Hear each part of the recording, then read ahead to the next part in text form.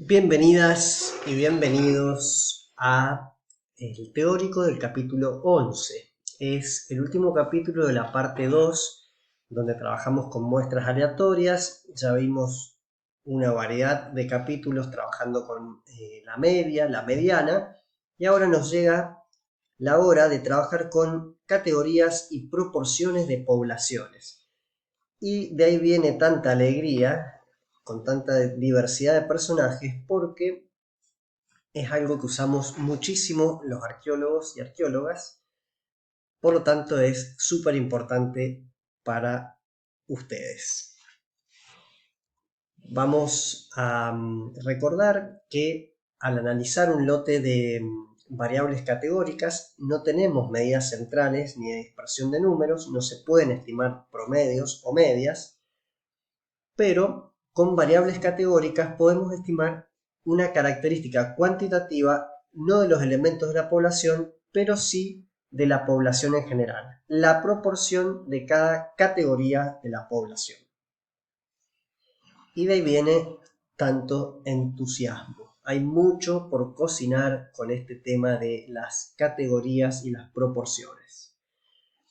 Entonces, con las categorías se pueden usar técnicas estadísticas en forma análoga al caso de las variables continuas, pero no estimamos ni la media ni la dispersión. Un ejemplo sería que si tenemos varios tipos de materia prima en una muestra de 100 puntas y 13 son de obsidiana, no existe un promedio porque 13% de obsidiana no refleja una medida de las dimensiones de cada caso. Lo que sí podemos estimar es la proporción de puntas de obsidiana que hay en la población a partir de la muestra aleatoria que tiene 13%. Entonces, un ejemplo va a ser para una muestra aleatoria de 100 puntas, o sea, 13 de 100, el 13% que son de obsidiana. La pregunta que nos vamos a hacer es ¿qué proporción de puntas de obsidiana podemos estimar que hay en la población? ¿Y con qué confianza estadística podemos estimar esa proporción? Y ya que el caballero pienso que lo sorprendamos, vamos a trabajar en eso. Un poquito más de entusiasmo. Vamos. Bien. Para estimar un rango de error asociado a un determinado intervalo de confianza, vamos a necesitar, como lo hemos hecho en otros casos, el error estándar. Pero no tenemos desviación estándar. Recuerden que no trabajamos ni con medidas de nivel ni de dispersión, porque estamos trabajando con categorías. Pero sí podemos usar un equivalente matemático que sirve para indicar la variación que existe en la muestra. Y esta es la fórmula de la desviación estándar para proporciones. El símbolo, o sea, la letra S es para connotar la desviación estándar y tenemos luego la raíz de P por Q, donde P va a ser la proporción de la categoría en fracción decimal y Q va a ser 1 menos P. Y acá hay que tener mucho cuidado con no confundir este valor de P con el P de probabilidad. Y ustedes en este momento me van a decir, ¿de qué estamos hablando? Bueno, paciencia. En los próximos 3 encuentros vamos a ver que la letra P de probabilidad es algo bastante importante y que le prestamos mucha atención para reportar ciertos datos. Pero bueno, por ahora, para esta fórmula, tengamos en cuenta que P va a ser la proporción de la categoría en fracción decimal y Q es 1 menos P. Vamos a verlo esto en ejemplos. Entonces, para el ejemplo que veníamos trabajando, que era de 13% de puntas de proyectil de obsidiana, el valor va a ser 0.13. Y si dijimos que Q era 1 menos P, eso significa que es 1 menos este valor, que es el valor de P, y eso nos da 0.87.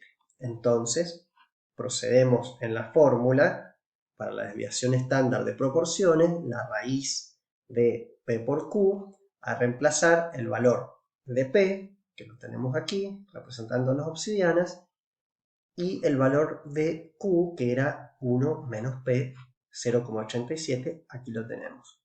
Se procede a hacer la multiplicación dentro de la raíz y luego tenemos el resultado.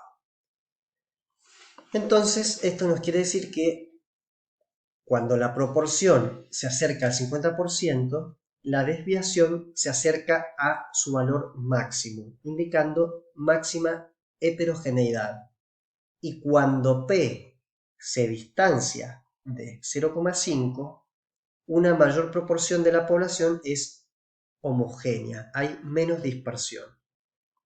Acá lo tenemos gráficamente en colores. En proporciones, lo más heterogénea que puede ser una población o una muestra es mitad y mitad. A medida que una de estas proporciones disminuye, la población va a ser más homogénea hacia una de las proporciones. Y esto es importante porque ya conceptualmente podemos sentar la base, el argumento de que la desviación estándar máximo que vamos a encontrar en proporciones va a ser justamente de 0,5, que va a ser cuando tengamos las muestras de la forma más heterogéneamente posible. Ahora bien, proseguimos entonces, como usábamos la lógica de la búsqueda del error estándar, a ver cuál va a ser el error estándar para las proporciones, que es ni más ni menos que la misma fórmula que usamos para el error estándar de las medias. Y la fórmula, si se acuerdan, era el desvío estándar dividido la raíz cuadrada de n.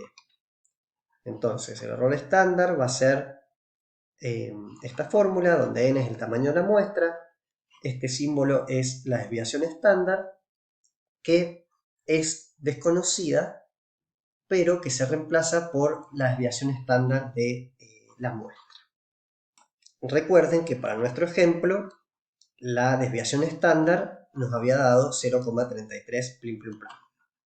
Entonces, cuando aplicamos al ejemplo la fórmula del error estándar, tenemos la connotación que acabamos de describir, la reemplazamos, el tamaño de la muestra era de 100, raíz cuadrada es 10, acá tenemos la desviación estándar y eso nos da este valor. O sea que el error estándar es de 0,034 o 3,4% porque está redondeado. Y esto implica, recuerden también, nos apoyamos en la misma lógica que usábamos antes cuando hacíamos el cálculo del error estándar, que hay un 66% de confianza, que es un error estándar, en que la población tiene una proporción de obsidiana del 13% más menos 3,4%. Eso nos da, de alguna manera también, sumando o restando, que va a estar entre el 9,6% y 16,4%. Y una vez más, como habíamos visto, podemos ajustar al rango de error niveles de confianza específicos con el uso de la tabla T. Entonces, como veníamos haciendo, lo primero que vamos a hacer es obtener el valor de T para n-1 grados de libertad. Vamos a seleccionar un nivel de confianza y vamos a multiplicar el error estándar por el valor de T obtenido. En nuestro ejemplo vamos a decidir un nivel de confianza del 95% para 99 grados de libertad. 100 menos 1, 99. Eso nos da el valor de T de 1,98. Y procedemos a multiplicar ese valor por el error estándar que nos da esta cuenta. Rango de error T por el error estándar, que lo acabamos de calcular.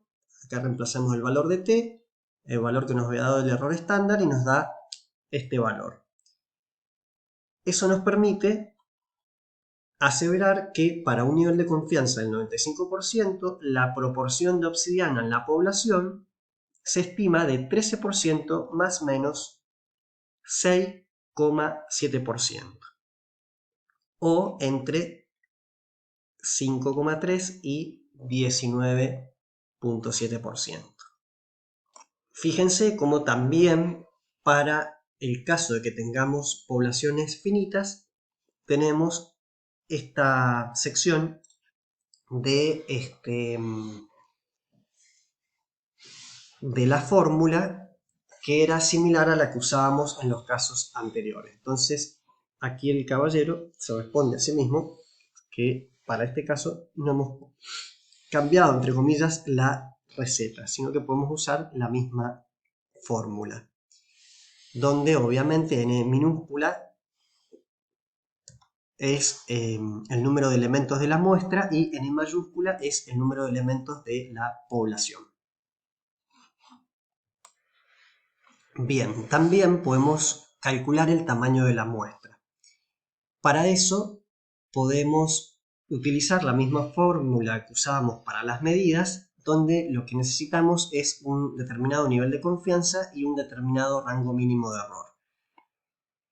En la fórmula, n va a ser el tamaño de la muestra, t va a ser el valor del error estándar a un nivel de confianza para infinito, r va a ser el rango de error aceptable y este símbolo va a ser la desviación estándar, desconocida pero con un valor máximo de 0,5 como lo habíamos visto anteriormente. Vamos al ejemplo. Entonces, si quisiéramos preguntarnos cuántos tiestos se necesitan para que la muestra permita estimar proporciones de tipos cerámicos a un nivel de confianza del 95% y con errores de no más del 5%, vamos a decir entonces que usamos un valor máximo de desviación estándar de 0,5, vamos a usar el valor de t bajo el 95% y bajo tamaño infinito de t igual a 1,96, porque no se conoce el tamaño de la población, y procedemos a hacer el reemplazo en la fórmula, donde vamos a tener, como dijimos, una desviación estándar máxima de 0,5, el valor de t con un 95% de confianza tendiendo a infinito, 1,96, y un rango de error que hemos fijado en 5%. Y eso nos da que el tamaño de la muestra va a ser de 384. Fíjense lo que habíamos mencionado de las muestras heterogéneas y homogéneas. Esto implica que tenemos una perspectiva absolutamente conservadora. Esto es belleza al paladar intelectual. ¿Por qué? ¿Qué va a querer decir esto? Que si nosotros incorporamos este tipo de tamaño de muestra y encontramos nuestros resultados en la muestra tienen proporciones menores a una mitad y mitad, o sea, la muestra es más homogénea, eso va a querer decir y va a implicar que el rango de error va a ser mucho menor. Este tamaño de muestra nos permite generar un nivel de confianza al 95%, teniendo como expectativa el rango de error más amplio que podemos encontrar, porque nuestra desviación estándar es la más amplia posible dentro de una muestra y en realidad de una población de proporciones. La cuestión es, en resumen, que debemos recolectar una muestra aleatoria de 384 tiestos para poder estimar proporciones con rango de error de solo 5% a un 95% de confianza.